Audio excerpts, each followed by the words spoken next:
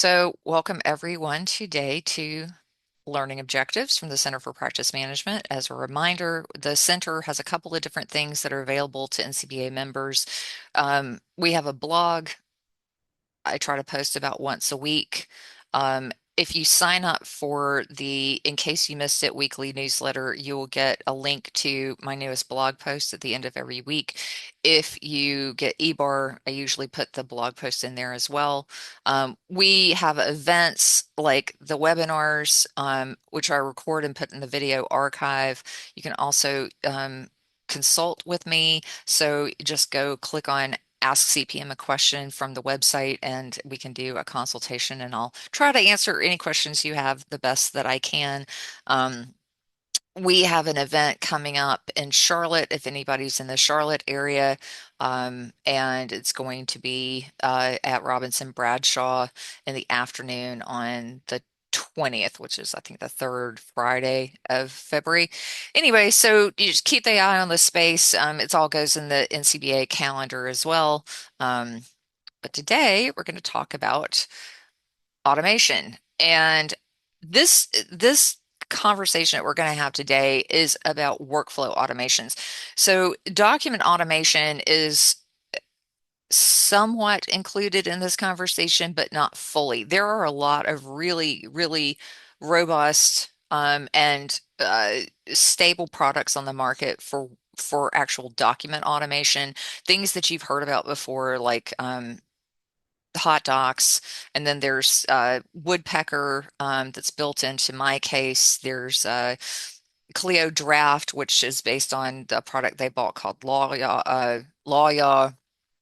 Um, there's the form tool. There's a lot of document automation tools on the market, and a lot of them are starting to build in AI. Gavel is one of those. So we're not going to talk about that today. We're going to talk about conquering just little simple automations, things that you can do to basically get yourself out of the way of impeding forward progress, getting things done that take some manual effort in terms of retyping, rekeying, finding a sent email that you sent before, moving things in your inbox, all that kind of stuff. Many of the tools that we're going to talk about already built into the products you probably have through Microsoft. I'm not going to cover the Google stuff today. That's a whole different conversation. I know that I just got Google Workspace, so I'm going to try to get myself up to speed on the workflow automations in the Google Workspace, but I'll mostly focus on the Microsoft 365 suite today.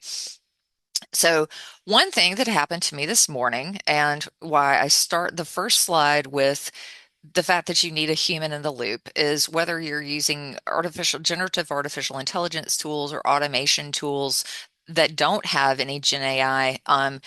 You really need to make sure those flows and those activities are functioning and functioning well, and be prepared to halt things and deal with it. And so I'll tell you what happened to me this morning. And I hope this doesn't turn you off of the entire option of automation itself, but it was reality. So I use a tool called If This Then That, IFTTT, and it's been around for a long time. It's an automation tool that if this happens, then that happens. So my workflow in that is if I post to my blog, take the newest blog post and feed it into my LinkedIn so it appears as a new post. Pretty simple automation, works really well. Sometimes I have to go and re-authenticate both the blog and or LinkedIn, especially if you change your password or you wipe out cook. If you completely clear your cache, sometimes it'll have to re-log in and stuff like that. So you have to watch for stuff like that. But anyway, the automation works.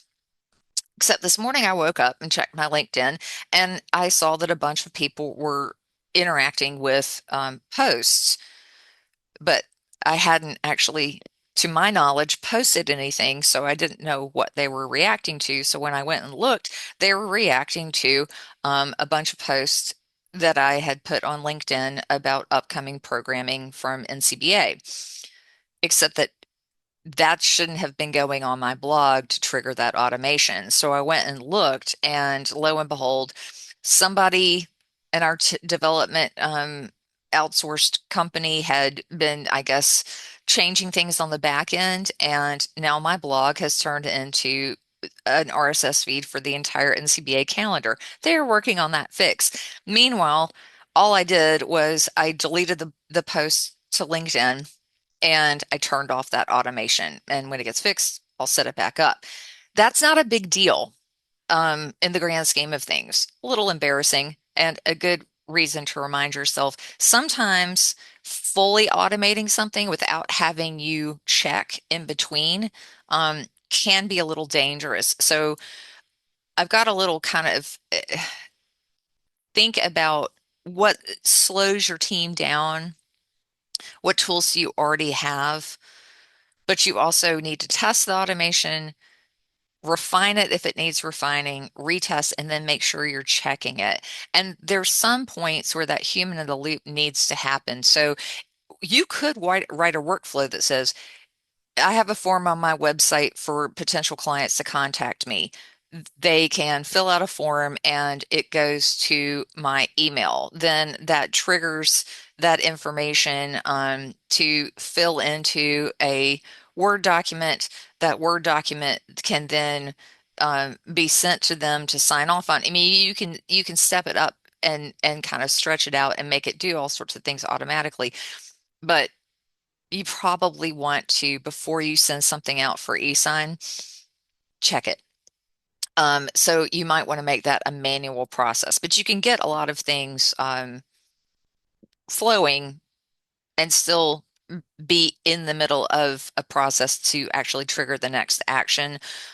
So those are kind of my concerns and warnings, but you can do, and again, it's using tools you already have, and knowing that you can use them. So I've just given you some simple workflow examples. So for instance, you get an email, you use a tool like a text expander to submit the text into the response. Um, then that response has a link to a scheduling app. That scheduling app is then integrated with Zoom. It sends a link. And so you have, I got an email. I respond to the email. That is not an automated trigger. Now, I could create an automated trigger using rules where I say, I get an email, it sets up a response, automatically sends it with the link to the scheduling app. They click on the link, it sends them a Zoom link, it puts it on a calendar, it puts it on my calendar. But I do have kind of a human in the loop before I respond to the email just to make sure that I'm giving the person the right response. Similarly, you can create a form like a Microsoft form or a Google form or whatever. That information is held in an Excel spreadsheet or a Google sheet. That information can then be imported into Word through a mail merge, and then you could finish the document and send for signature. So something like an engagement agreement. Um, Before I send it off for e-sign, though, I would want to double check the Word document, make sure that the information that was input makes sense.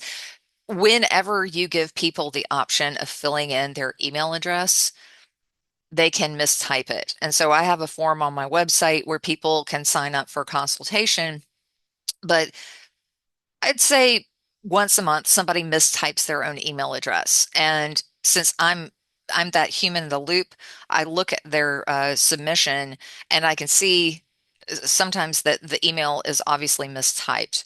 And so I can correct that before it goes out. So again, before something gets sent out for e-signature, a document that's been generated from a form submission, I would probably want to check it. Now, the nice thing is with things like Adobe Acrobat or HelloSign, it's maybe one or two clicks more to get it into an e-signature tool or DocuSign or whatever. Again, thinking about where are the potential failures? Where do I need to review this before you completely automate the whole process? With Clio, if you're a Clio user, and I just use Clio because that's an example of a practice management tool that a whole lot of people use. You can create forms if you have Law Yaw now where a client can intake a bunch of, submit a bunch of information and it gets put into Clio, where you can use Clio um, to take information from a form and push it into a document for e-sign. You can use Outlook's quick steps to automate email and convert it into a task. You can also use tasks in Clio and other tools like that where you create triggers based on dates and things like that. So there's all sorts of different things that you can do. Some of the tools you have, some of the tools you may not have, but you have easy access to or free access to. Um, and then of course we can get much more sophisticated because of AI and some of these tools like If This and That and Zapier and NAN, and that's where it gets a little bit more sophisticated, and that's where and Power Automate through Microsoft, but they also can break down. So I'm going to kind of walk you through some of the stuff that you've got already. If you have the Microsoft 365 subscription, looking at Outlook and Word. So in Microsoft Outlook, now I am using the new Outlook, and yes, it is different than the old Outlook. And yes, it is not as sophisticated as the old Outlook. Um, so if you're an old Outlook, most of the things I'm going to talk about work pretty much. They don't look quite like mine, but they still work. Some of the things are much more sophisticated in old Outlook, but I'm trying to get used to new Outlook. Um, So one of the things that's built into old and new Outlook is templates. And so templates are just that. If I'm going to bring over um, Outlook, I'm going to send a new message and I'm going to put my cursor in the body, and then I'm going to click on my templates. And I've showed y'all, if y'all have ever done a program with me, you've seen this before. Um, and all I did was copy and paste a long response to a question that someone asked me before. I thought I don't want to have to go find it in my sent mail. And sometimes people ask me the same questions, as I'm sure they do with you as well. So I can, you know, drop that in. And so if I wanted to add this as a template, I just go to a sent message, select the text, and I'll do that so you can see. And this, again, is super, super simple. So I select the text, I'm going to copy it, I'm going to go down here, click template, um,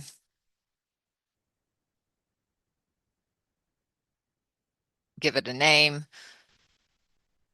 paste the text in here, save it, and oh, and then it tells me it's too large to save. So that is, and I wrote an article about this and I'll share it with you after the program.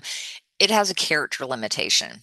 So quick parts and templates, in my opinion, are not it's not where I'm going to put my effort and time anymore in Microsoft products. So um, I'd have to shorten this up and then save it and then be available to me in my templates. What I'm using now is a text expander, which I find far better. Um, so in that example, using TextBlaze, if I'm going to like send out the reminder today, so I'm going to hit a slash and then say, um, and when I did that, that sent out my learning objectives template, and then I can just email that to all of you. I can also go and pull the list of participants and go up into send, click on start mail merge. So instead of BCCing everybody, everybody gets their own individual email. So if you hit reply all, it only goes back to me. So that's something that's built into the new Outlook as well. Other things that are just out in the new Outlook, if I click on new, you're going to see mail from template. So if you click mail from template, I can see that I can add in this one actually will use the subject line and also all of the text. So this is a little bit new. You don't have the character restrictions, so it's a lot, I think it's more user friendly. The way that you would set this up is if you go and set up a new message. So I'm just going to add a regular message, and you can put someone in the to line if you want to. Um,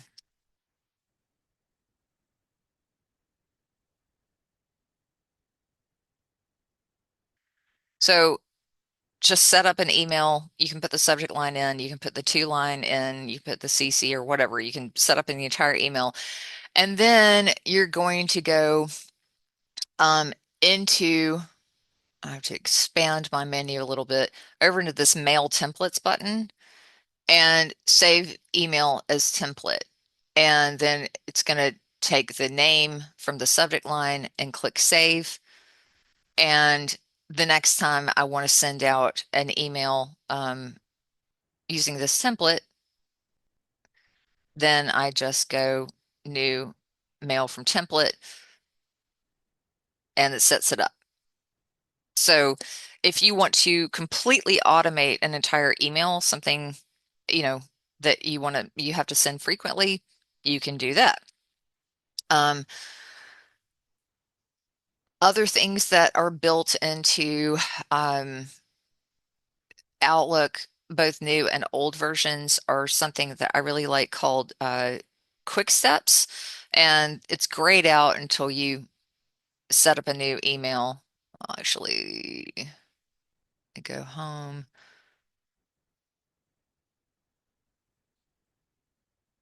So quick steps, if you click up in here, you can do things like add this event to add this email to your calendar, or mark it as urgent and important, or I've created these. So you can create a new quick step or manage your existing one. So if you click create new quick step, you have to give it a name.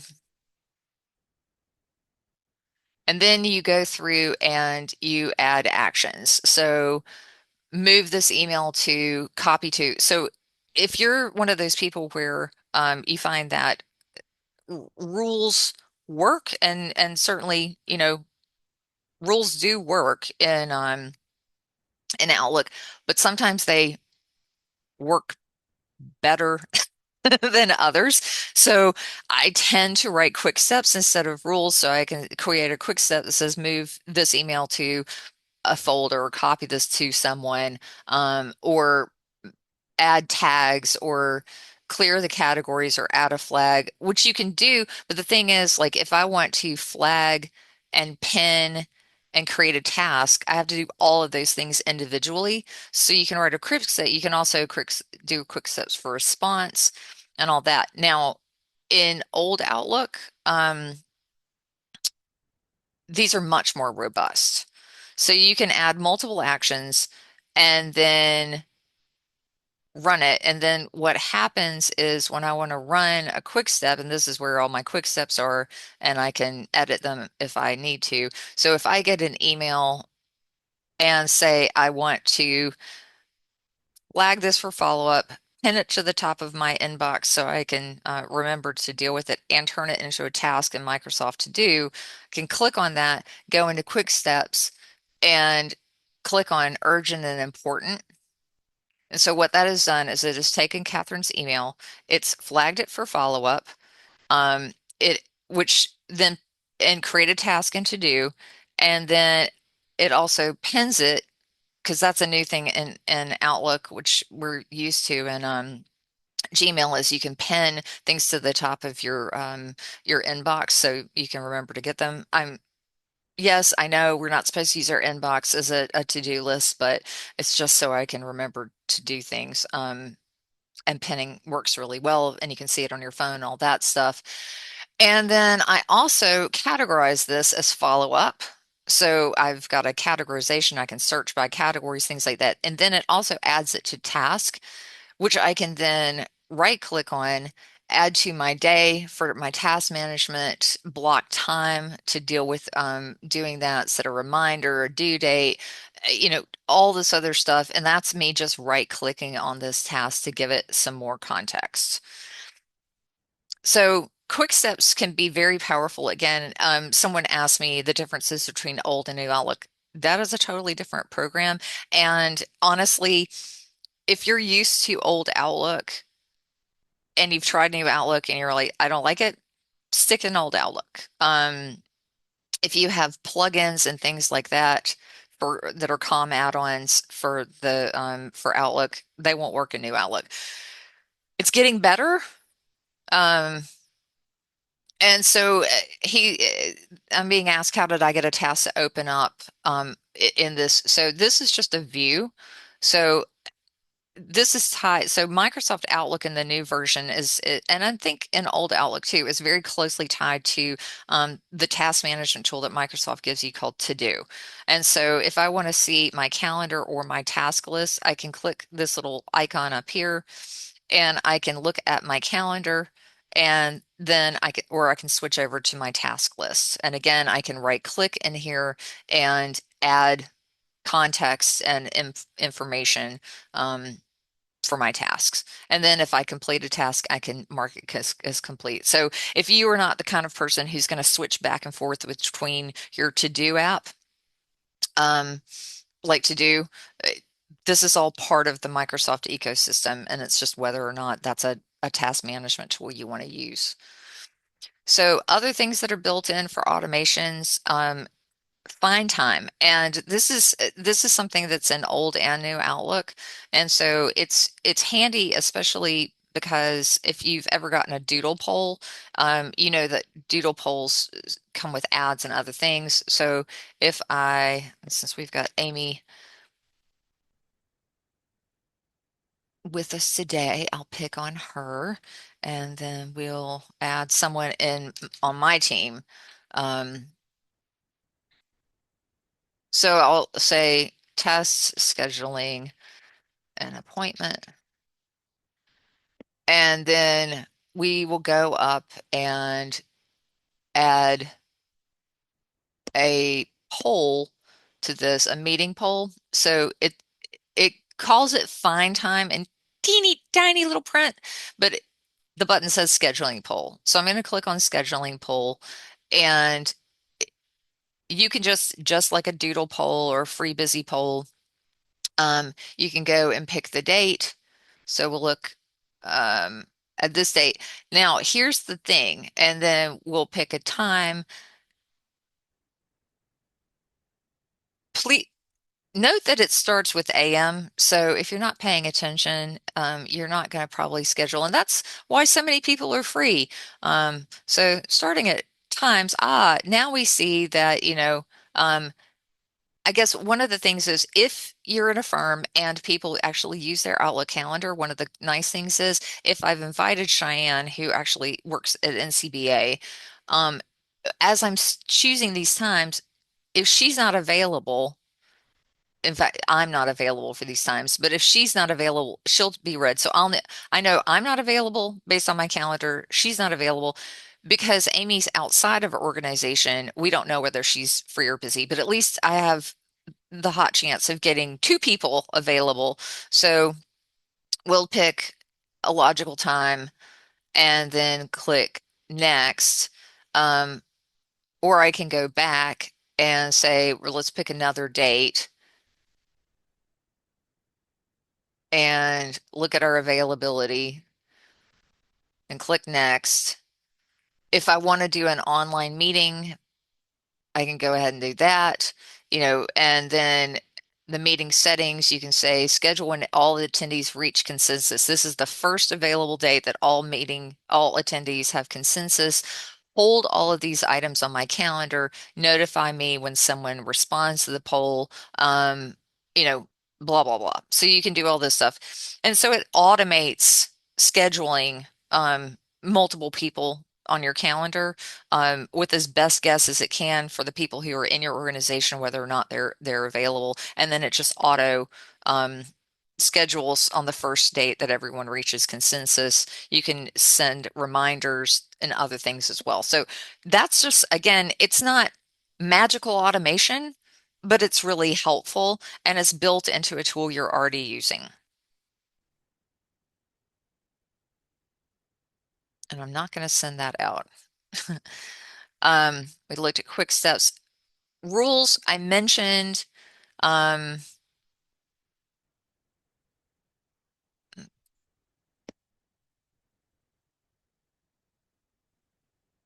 what does it look like to the recipient of the polling? They get an email, it has a link, they click on the link, they choose their available times. It works whether they're using Gmail or AOL or anything. So they don't have to have Outlook. So anybody you send this to, like a client, if you have no idea what they use for email, it doesn't matter. They just get a link, they click on it, and it looks pretty simple. One thing I do like to remind everybody is, and you've probably all been recipients of some sort of, polling tool. Don't send people 35 options if you want them to respond to your polling tool. Stick with like maybe 5 or 6 options, and if none of those work out, try again. But I will tell you that I have so many times gotten these polls where I'm asked for availability over the course of a month, and there's like 65 different available times. And that means me sitting down with my calendar trying to figure out availability. So um, there's the human in the loop part of that. It's like be logical. Other things that in Outlook, you're probably aware of rules. Rules have been in Outlook for ever and ever and ever. And the one thing about rules in Outlook versus the new Outlook, rules in Outlook are more sophisticated than the rules in new Outlook. Um, but the new Outlook has something called Sweep, and it's an automation that I rather like. So I'll show you. It's just basically a rule that makes it a little bit easier. So if I get an email of like the e-bar, so I don't want the e-bar to go directly into a folder right away because I may never read it. So I want to read it. Um, so what I'm going to do is create a sweep for this. So it's up here in the rules area. Um, so I'm going to find the rules,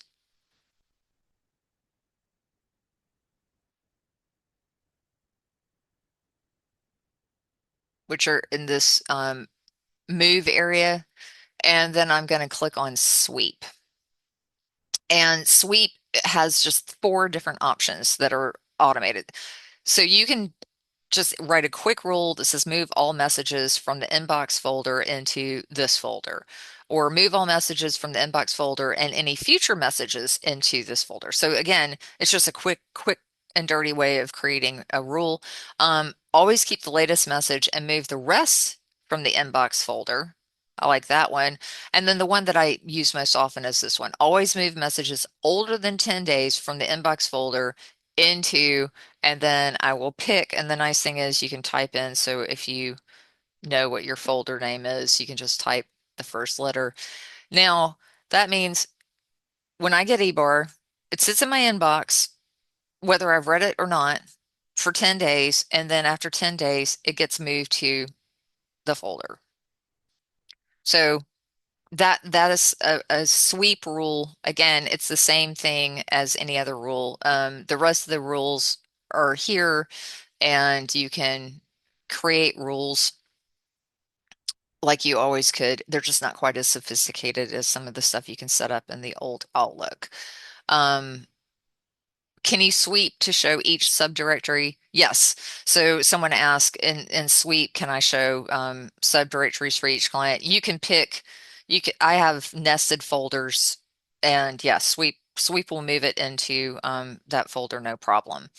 So again, not super sophisticated, but those are some things you can do in Outlook to kind of get yourself out of the way. Um, and I'll come back to this when we talk about text blaze. So in Microsoft Word, there's things you probably know and may not have set up. One of which is autocorrect. So you go into basically the area that fixes fixes things like when you type in TM and it automatically converts it to a trademark symbol. This is where you can fix that stuff. So you can actually go and change the on the screen where it says TM and it changes it to the trademark.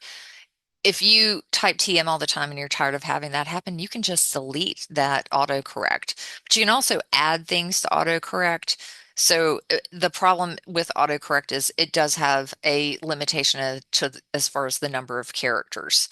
So for that reason, again, I tend to use the text expanders because they're a lot more robust.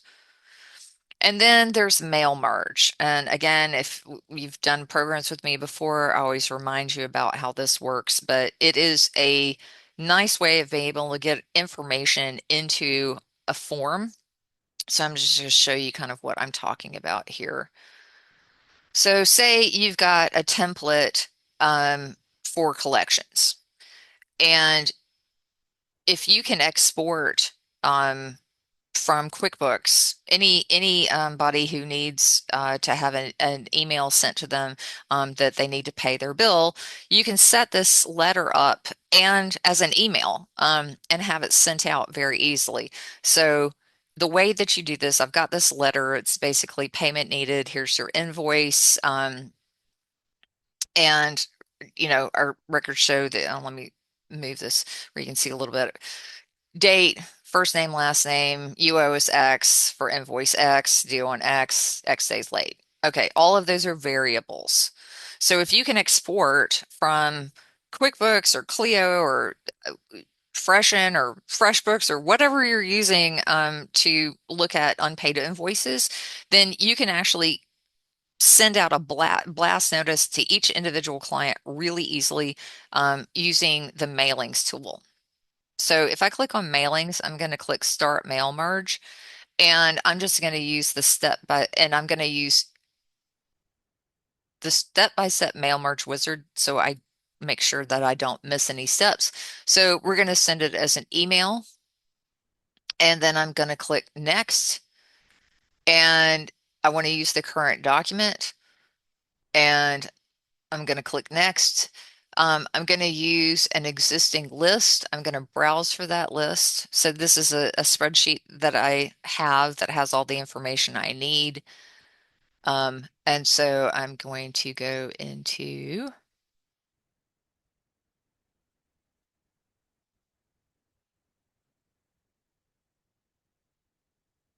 where I saved this.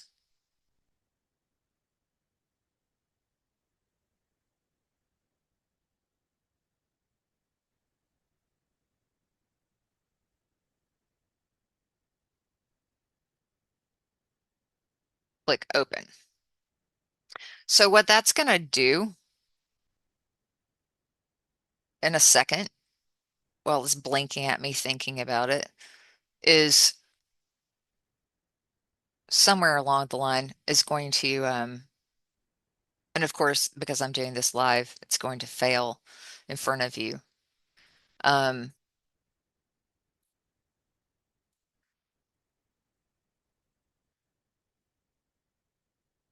I promise that this works. But at any rate, well, if the magic of the in technology working live would actually work, what would happen is it pulls up the spreadsheet and then it would fill in everything from the spreadsheet and email it to everybody. I have a demonstration. I will send you the link to the video. It's pretty easy to do, but it just takes all the information from the spreadsheet, sucks it into this document where we've identified variables. Um, you can run through and check it and then send it off. So that's an easy process to do using Word.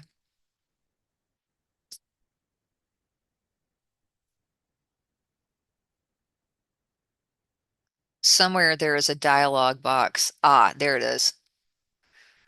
Sometimes dialog boxes pop up behind everything else, and that's why you get this error. Okay, so now you can see the spreadsheet. So we've got the data source, last name, first name, company name. Um, so we'll click OK. So if I wanted to remove some of these, I don't even have to open the spreadsheet. I can see what's all in the spreadsheet here and click OK. And now we're going to add the elements to it. So I know that one of the variables in that spreadsheet is sent via email. So I'm going to click on more items and it's going to show me all of the headers. So if this is an Excel, your Excel spreadsheet has to have headers. So I have email. I'm going to insert that. Then for first name and last name,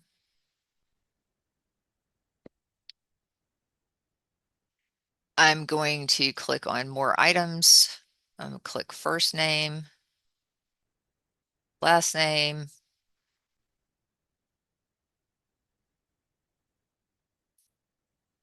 close, add a space for this. I'm going to say the amount due, which is the balance, and so on and so forth.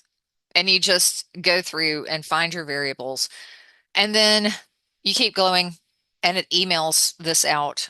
In the body of the email, if that's what you choose, there's a link to their payment portal and they can click on it, make a credit card payment. Makes it really simple for you and for them to send out something like a collection letter. You can do this with an engagement agreement. So I could set up a form, again, through Google Forms or Microsoft Forms or whatever, and get that information. All of whenever you create a form using an online tool, one of the outputs is a spreadsheet. So you can take that spreadsheet, merge it into a document, say an engagement agreement, and then do exactly this. You don't have to add every single thing in the spreadsheet. You can just add the most recent submission. So all of that information that's being filled in on your form from your form into the spreadsheet, you don't have to use all of them. Just pop out an engagement agreement or send them a note to say, let's schedule a consultation or whatever it is. Um, and that's way you have a record in your documents of these files that you've created. So they stay there, and and then of course it's in your sent mail as well. So this kind of thing, very simple, but also very effective. Another thing that you may or may not know is built into Microsoft Word is a transcription tool. So for that, something that I have been looking at, and a lot of people have asked me about, is all of these tools that let you transcribe or rather record, like recording a Zoom meeting, and then using a tool to create a transcription and create a summary of the notes and action items and stuff like that. And these are AI tools. There's been some concern from an ethics perspective.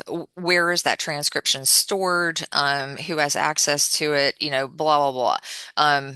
If you're interested in that, I'm about to write a blog post that kind of lays out what people's concerns are. This is a workaround to that. Again, ostensibly, you've already trusted Microsoft and read the terms of service and have the professional versions. So this is something that you can do. Say you record a Zoom meeting like today. And then I take that recording and I can actually go into Word and there's a button that says dictate. And under that, there's a button that says transcribe. So I click the transcribe button and it opens up this panel. And then I can pick my transcription file. So the MP4 or the WAV file or the audio file of that recording and transcribe the recording. And then it captures multiple voices. So I've already uploaded one because it takes a minute depending on the length. You also have some limitation to how many of these you can do in a given month. But like if I wanted to change speaker two to Dan Bot,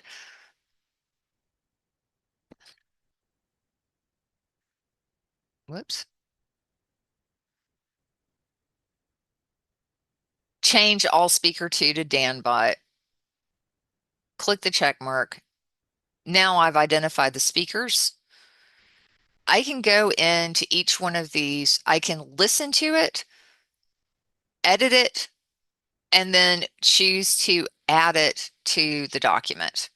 So if you have someone who helps you, you can have them read through the transcript, um, and edit it, or you can just add it to Word and edit it.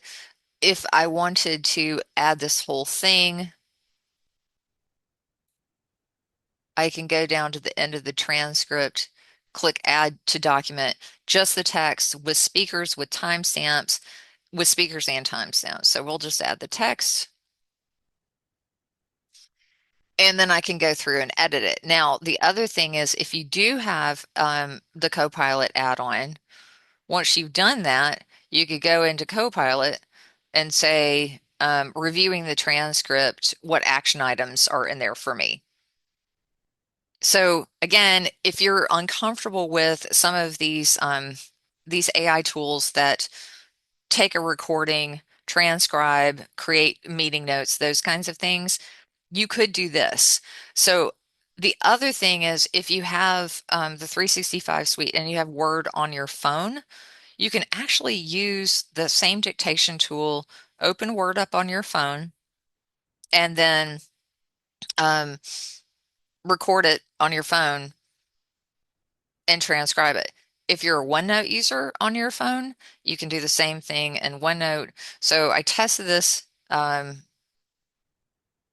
So if you have OneNote on your phone, you also have it and it's syncing. So I just created in-person notes. So if I were talking to someone and I said, "Is it okay if I record our conversation? I'll send you the transcript." They'd say yes, and then I can go in and I'm going to add my voice, I'm doing this on my phone, and I'm going to talk into it, and it's just going to record what I'm saying, and then we'll hit stop. It takes obviously a second from my phone to, and this is the magic of Microsoft 365 and being in the cloud, because I'll force it to reload.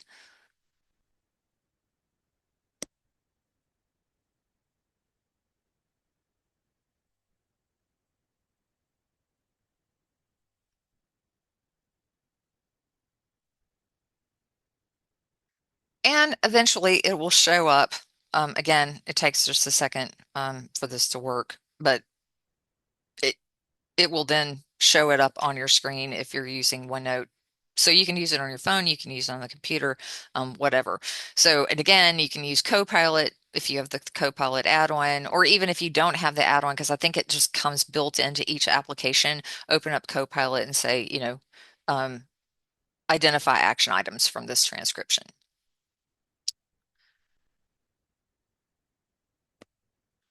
Okay, so the other tools, I use Calendly. If you have 365, you have bookings. These are these scheduling tools. Um, I love Calendly and bookings and tools like this because, again, I've got it set up to where I can send someone a link and then they click on it. They see my free busy time, schedule a meeting with me. It puts it on their calendar. It puts it on my calendar. It sends them an email confirmation. And because I have it also in interconnected with Zoom, it sends them a Zoom link.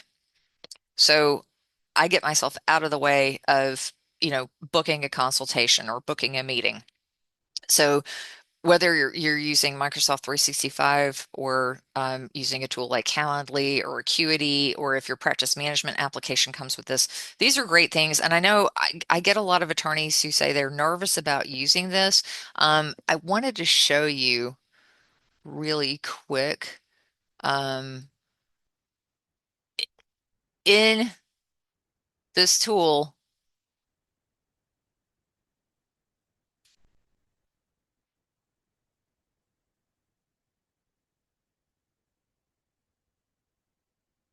I can I can do all sorts of things, adding rules. So I can add lots of rules around this um, to keep my time clean. Like I can say, I only take 3 meetings a day. Can't there has to be an hour in between each meeting. You can't book a appointment with me without a 24-hour advance notice, blah, blah. So there's a lot of customization you can do in most of these apps. There's also workflows that you can build in.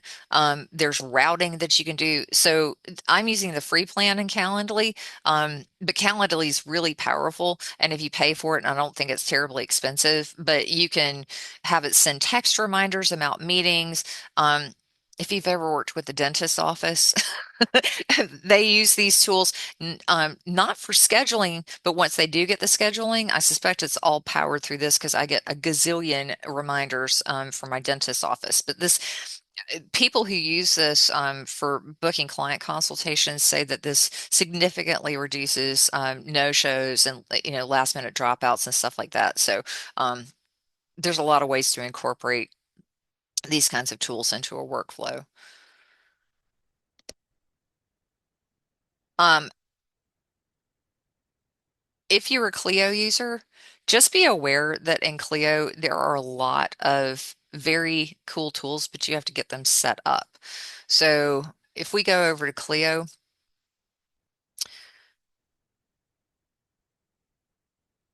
one of the things that you can do is take a document template like an engagement agreement, and if you click edit, so I just uploaded it. I went into the templates and then clicked on new template, uploaded this engagement agreement, click on edit. And then you can give it a document category. So we could call this agreements. You can add your own categories. You can create as many categories as you want. So you could call it engagement agreements. And then you click on this thing called view merge fields. And when you click on view merge fields, all of the fields that are available to you in Clio, in addition to if you've created fields that are custom to your practice, all of it will show up. And you just copy, you click on this little icon, copy it, open up that Word document. And remember when we were doing the mail merge in Word, it's the same process. You open up in Word, you add the merge fields where your variables are, save the document, upload it, and now I can actually have anything I enter into Clio fill out that form and set it off for workflow. So that's something that if you haven't done is actually super useful. And then you can do a document preview. And if you've coded all, look at how it looks again before you send it out for signature, which you can do through Clio because they have HelloSign built in. Um, there's also Matter templates. So you can go through and create Matter templates. And so if we click on new Matter template, I can give it a template name. So different types of practice areas, if you have multiple practice areas in your office, and for each one, you'll get the matter description, responsible attorneys. You can add custom fields, billing preferences, all this and save as a template. So when you go to add a new matter, you pick a template. So you fill out the information you need, but not every single thing that's in here. So you can kind of make it your own for that type of matter to make sure that you collect the information. And then other tools that Clio has for customization is in tasks. So in task, you can create task lists, and we'll create a new task list. You give it a name, a description, choose a practice area, and then you can create triggered events, tasks based on like I've got, you'll see number of tasks in this one task, so you can create subtask. So for writing an article, then I would say, task template, add links, and you could add a trigger date and an assignment. So automating tasks. So you create these task templates, trigger dates, assignments, workflow. So this has to happen before this has to happen, all that kind of stuff, and that's built into Clio and other practice management products as well.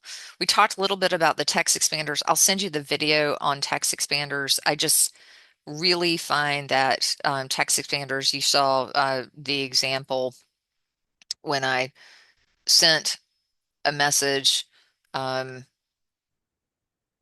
and what that looks like is I have all of these snippets, and you can add variable fields. You can do things like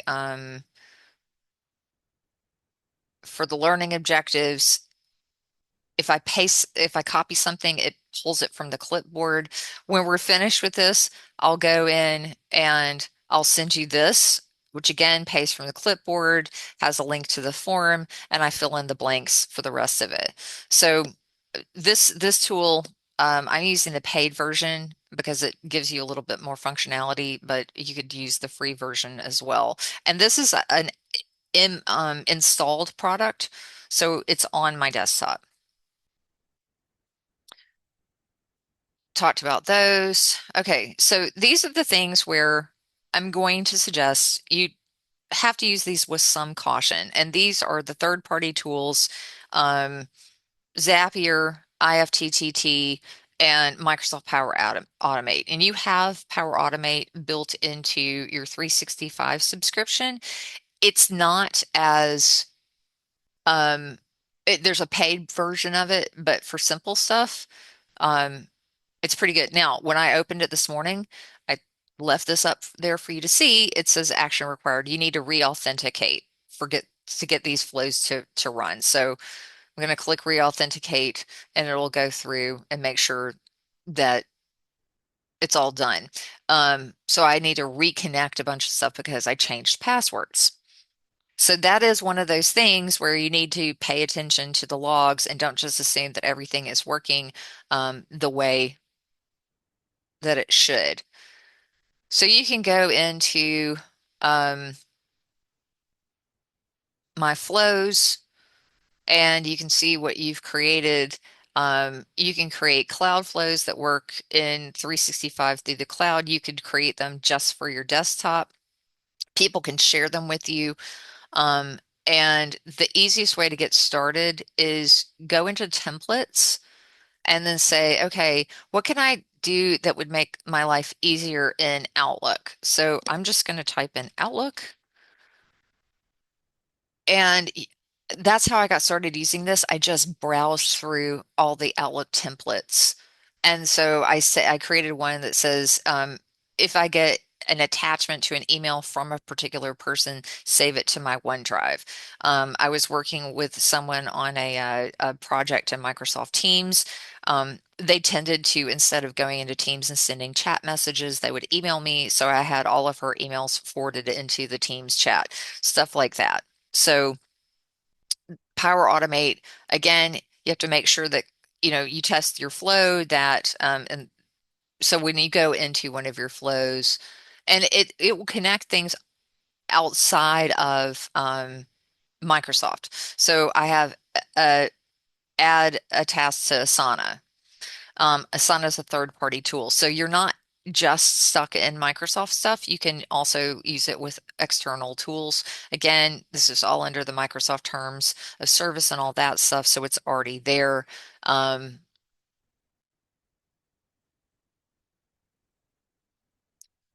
okay, so you can see I've built a lot of them. Nothing will break in my life if one of these doesn't work. I'll be straightforward about that. And you do have to, again, check it. Then, oh, Zapier and IFTTT. So let me show you. Zapier is very, very similar to Microsoft Power Automate, except that they have now added an AI component to it. So if I create a new Zap, you can now, in plain language, describe your workflow. So instead of creating it manually, I can describe what I want it to do and it'll show me what my options are. This is very helpful. The thing that I would caution you on is if you don't want to use the AI, just click on ask so it'll confirm before building. Or you can create it the old-fashioned way. And then when you're finished creating it, do a test run and then publish it. So that's a fairly useful thing to do. IFTTT is more focused on consumer products than business products.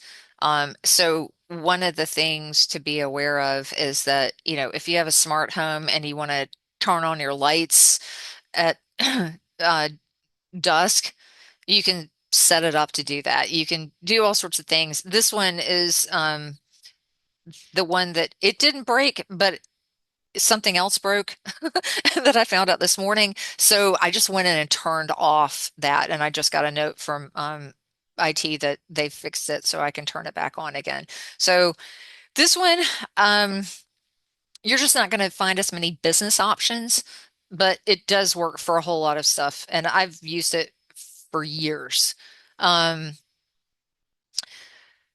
and then another thing, if you are using the Microsoft Copilot, the add-on, which I am, they have introduced an agent called Workflows. So if you have the 365 Copilot add-on, open it up, go to Agents, and then click on See More and see if you have Workflows Frontier and add it as an agent. And what this does is it lets you write the automation. So I'm going to say if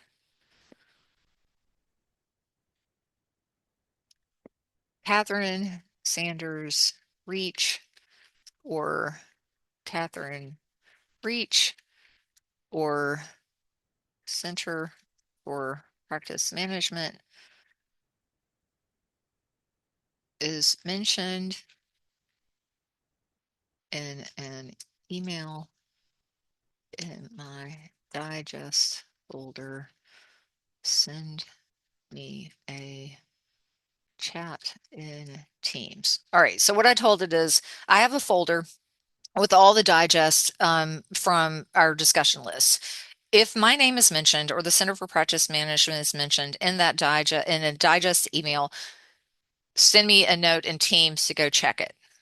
And so then you click this and it goes through and shows you its work. So it's preparing your workflow. I'll set up a workflow to monitor your digest email folder for specific phrases and notify you in Teams if any are found. And then it shows you, and this looks a lot like Zapier. Um, so when this happens, do this, and it sits there and builds it. Then you can test the trigger, save it, make sure it works. So you can do that. This is really easy to set up. You don't have to use a third-party tool, and and then we'll test it and see if it works. So I can kind of read through and click save. And then I can go back to this workflow agent and see the workflows that I've set up. And if it's not working the way I want to, I can edit it. So sorry, I went over time a little bit. Let me see if there. Oh, and then the fi last and final thing. Um, you can also use Claude through Anthropic or Gemini to ask it, I want to create an automation that does this. I have the following tools. What would you suggest? And I have had real success with Gemini in specific, asking it basically, I want to be able to do this. This is my tech stack. These are the tools I'm using. And it will suggest, and I actually just had a one where it was like, okay, the tools you're using are great. However, you might want to add this tool onto it because it does a better job. So, and it'll write pieces of code, it'll show you the workflows, and then you can use whatever workflow tool that you have, and it just helps you kind of figure out what you can do. So start simple, test your flows, check the results, refine as and needed. Have a question in terms of the Outlook options. Should there be a difference between offerings on a Mac versus a PC? So if you have Outlook installed on a Mac and you're using the old Outlook, there is going to be a difference, specifically in quick parts and quick steps in terms of the functionality. Um, I think the new Outlook in Mac is a lot more on par in terms of whether you're using a Mac or PC, um, but there may be some minor differences. So, old Outlook on the Mac, you're not going to get quite as much automation love. New, the automations are simpler, but they are less OS dependent. So, okay, that's it. I'm going to stop sharing my screen and open it up for questions. I appreciate all your time and sitting over with me a little bit, but hopefully you've learned a thing or two, and this gets you started on a journey of thinking, what are some of the things that we know we can improve with a little bit of time setting it up and make things faster on the back end.